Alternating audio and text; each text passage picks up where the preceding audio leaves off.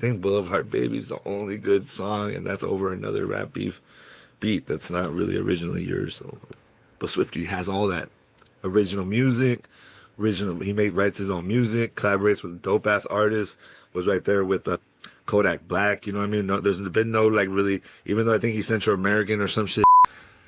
There's nobody that's kicked to a Kodak Black like that on the West Coast really checked in, like have Kodak Black check in.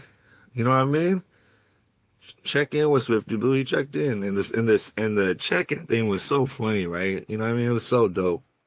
And this is where we land us. I want to ask you guys, Swifty Blue, this is one of the songs that I'm talking about, and he makes really good music, bro. He's probably one of the best Southern California rappers to our time right now. Southside rappers, surrounding rappers that's really from a neighborhood, really pushing a hard line. And overall, I liked him, and that's why we checked in with him. You know, even though as funny as it sounds, remember, checking in is a good thing. This video is just not about the prison thing. Go to another one. This is just to talk to you guys, to podcast, to chop up ideas, to wonder why do these fools go so far? So knowing that he can rap, knowing that he has a good personality, he's been on all the big platforms. He started podcasting on No Jumper and with Compa Radio and a bunch of other fools. Why do they go so far that it's hard to come back? I wanted him, Money Sign Suede, Swifty Blue, and Janie 69 are my 3 interviews I wanted to do. Rest in peace to Money.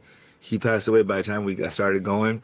I talked to Swifty. That's why I like Swifty. We talked. He got right on the phone, and we were going to do it. But then, who's the goaltender? The goalkeeper? Not the goalkeeper. The guy that blackballs everybody. Eyekon. Eyekon. I'm just going to say this little piece. This is a little full community secret. He was like, nah, bro, we can't do that. And he was going around letting people know, yeah, bro, and I was just like, damn, fool, this fool's really hating on this fool, But then I was like, looking back, and I'm like, well, it looks like some of what Eyekon was doing was not wrong. He was just trying to basically help people, because a lot of times you'll start doing content with somebody that's not, in a good situation or something, and it can get you in trouble. But at the same time, what I don't like about that fool doing that is that it's like a comadre, like he's just running around like chismeando, like being a little chismoso, dog, like. And I didn't really like that, so that's why maybe not really trust him right away. Same time he's looking out. So is it looking out, or is it like, putting poison in people's minds? I usually let people find out on their own and have their own experiences. Like, I like to have my own experiences, but he definitely made sure, Eyekon definitely made sure that we did not interview him at the full community. But I think also, I don't know, I think Juan was okay with that. I don't think he wanted to get involved in that. And this video has nothing to do with the fellas, the prison, all that. It respects to them. Those vatos are, some real G's. They must look at all this and laugh.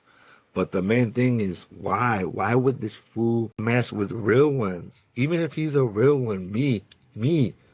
Why do you think I talk more about Southern California, bro? Because I'm not from Southern California, so it's more objective. If I was talking in everybody's business in Northern California, it would be just a little bit weird, a little too close to home, right? And also, there's just more popping in Southern California, but let's be honest. But and I can be more objective because I'm coming from a different place. I'm not all up in the local issues there. I can look into it and kind of speak on it. So that's why.